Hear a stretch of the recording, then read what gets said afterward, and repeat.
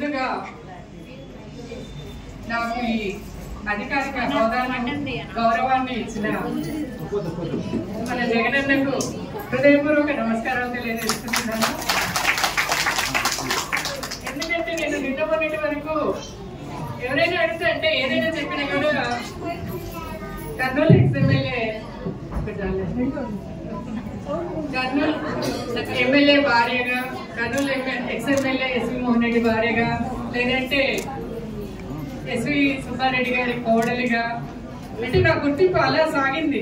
ఈ మొన్నటి వరకు కూడా నేను ఎక్కడికి అంటే ప్రతి ప్రోగ్రామ్ కు పిలిచేవాళ్ళు కర్నూలు ప్రజలు, వాళ్ళంతా కూడా నా నియోజకవర్గంలో అన్నిటికి పిలిచినప్పుడు ఎక్కడైనా సరే నాది పరిచయం చేసేటప్పుడు కర్నూలు ఎమ్మెల్యే ఎస్వి మోహన్ రెడ్డి గారి సతీమణి, ధర్మపత్ని అట్లా సాగేది అనమాట.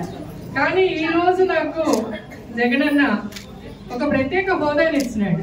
అంటే ఈ రోజే కాదు, నేను జగనన్న ఫస్ట్ టైం పత్తికొండ శ్రీదేవమ్మ వాళ్ళ రైతు భరోసా ప్రోగ్రామ్ లో కలిసినాను.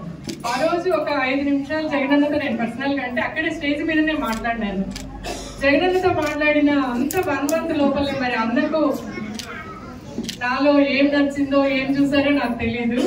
1 month లోపలే నన్ను కర్నూలు డిసిసిబి ప్రెసిడెంట్ గా అనౌన్స్ చేస్తున్నారు.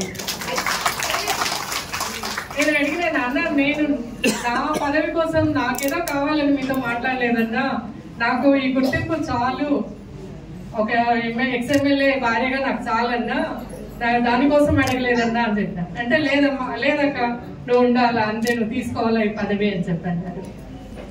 తర్వాత మళ్ళీ నాకు ఎమ్మెల్యేగా అవకాశం కావాలని చెప్పి అడిగినాము 2024లో. ఈసారికి వదిలేనాక 2029 మాత్రం ఖచ్చితంగా మీదే అని చెప్పేస్తున్నారు. ఈరోజు మరి 5 జిల్లాలకు స్టేట్ వర్కింగ్ ప్రెసిడెంట్ గా నన్ను అనౌన్స్ చేసినారు. వరుడు కళ్యాణాక 1 month బ్యాక్ నాకు ఫోన్ చేసి అడిగినారు, అమ్మ ఇట్లా జగనన్న గారి దగ్గర ప్రపోజల్ వచ్చిందమ్మా, స్టేట్ వర్కింగ్ ప్రెసిడెంట్ గా మిమ్మల్ని అనౌన్స్ చేస్తాము అని. అక్క లేదక్క, నేను అంత రెస్పాన్సిబిలిటీ నేను తీసుకోలేను, నాకు కొంచెం బాధ్యతలు ఉన్నాయి, ఇప్పుడే వద్దక్క అన్న.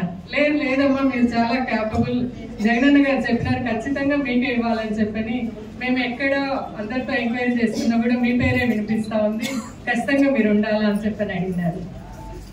ఇక్కడ ఆ సంతోషం ఏమంటే ఒక పదవి వచ్చిందని కాదు, ఒకటి ఇదేం కాదు, జగనన్న హృదయంలో నేను ఉన్నాను, అది చాలు అనిపిస్తాను. జగనన్న కోసం మనం ఎంతవరకైనా పోరాడాలా అని చెప్పి నిశ్చయించుకున్నాను. ఈరోజు మరి ఎక్కడో ఉన్న నన్ను తీసుకొచ్చి నాకు స్టేట్ వర్కింగ్ ప్రెసిడెంట్ హోదాను అప్పగించి నా మీద ఇంత బాధ్యతను నమ్మకాన్ని ఉంచిన జగనన్నకు జీవితంలో ఎప్పుడూ రుణపడి ఉంటానని చెప్పని సభాపూర్వకంగా చెప్తాను. ఈరోజు ఈ సమావేశానికి ఇచ్చేసి మనతో మరి 5 జిల్లాల మహిళా సదస్సును ఏర్పాటు చేసిన మన సమావేశానికి ముఖ్య అతిథిగా విచ్చేసిన వరుడు కళ్యాణి గారికి, శ్రీదేవమ్మని చూశారు, అందరము చూసాము. శ్రీదేవి అంటే నిజంగా అప్పుడైతే నేను కరెక్ట్ గా అమెరికా నుంచి ఆ రోజే నేను ఫ్లైట్ దిగినాను, బాబుది కాన్వకేషన్ ఉండి అంటే అక్కడ ఎయిర్పోర్ట్ లో చెప్పినారు ఇట్లా నారాయణ రెడ్డి అన్న గారిని ఇట్లా చేస్తారు. చాలా బాధ వేస్తుంది. ఏంటిది అంటే మనం ఎక్కడున్నాము, మనుషుల మధ్యలో ఉన్నామా, ఏడున్నాము అని చెప్పండి. కానీ జగనన్న వచ్చి వెంటనే అనౌన్స్ చేసినారు. ఆ దుఃఖ సమయంలో, ఆ టైంలో శ్రీదేవి గారిని పత్తికొండ కాన్స్టిట్యుయెన్సీ అసెంబ్లీ అభ్యర్థిగా అనౌన్స్ చేసినారు. ఆ రోజు నుంచి ఎంత పోరాటంతో, ఎంత నలిగిపోతూ తను ఎంత స్ఫూర్తిగా తీసుకొని ఎమ్మెల్యేగా గెలిచి, తర్వాత కూడా నారాయణ రెడ్డి అన్నని మరి చంపిన ప్రత్యర్థుల మీద కూడా తను విడిచిపెట్టకుండా కేసును రన్ చేసి మొన్నటికి మొన్న శిక్ష వేయడం జరిగింది. అది నిజంగా శ్రీదేవి వల్లనే సాధ్యమైందని చెప్పి అంత పోరాటంతో, అంత మొండి ధైర్యంతో పోతా ఉంది. ఎవరున్నారా వెనక? శక్తి, జగనన్న అనే శక్తి ఉన్నాడు. ఆ శక్తితో ఆమె పోరాడుతూ ఉంది. వరుడు కళ్యాణక్క గారు కూడా అంతే. మరి చిన్న పిల్లలు సంటి బిడ్డల్లో వెంట వేసుకొని ఆ రోజు జగనన్నకు చేశారని చెప్పని నాకు కూడా మొదటి నుంచి తెలీదు, చెప్పారు. అది అంటే మహిళల్లో ఒక నిబద్ధత ఉంటుంది, ఒక పోరాట స్ఫూర్తి ఉంటుంది. మనకు వెనక నడిపించే ఒక నాయకుడు కావాలి, మనకు ఒక నిజాయితీని, మనకు ఒక నమ్మకాన్ని, ఒక ప్రోత్సాహాన్ని ఇచ్చే మనుషులు ఉండాలి. అది మనకు అందరికీ కూడా ఉన్న మన అదృష్టము జగనన్న మనతో ఉండడము, జగనన్న వెనుక మనమందరం ఉండడం కూడా. ఈ నమ్మకాన్ని మనమందరం నిలబెట్టుకోవాలా. మరి ఈరోజు ఇంతమందికి మహిళలకు పదవులు ఇచ్చినాడు ఆయన, మహిళా సదస్సులు నిర్వహించమన్నాడు.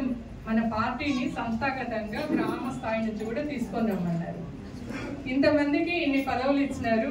మరి చాలా మంది చెప్పినారు నిజమే, అంటే నేను మొన్న మీటింగ్కు రావాలన్నా అని చెప్పని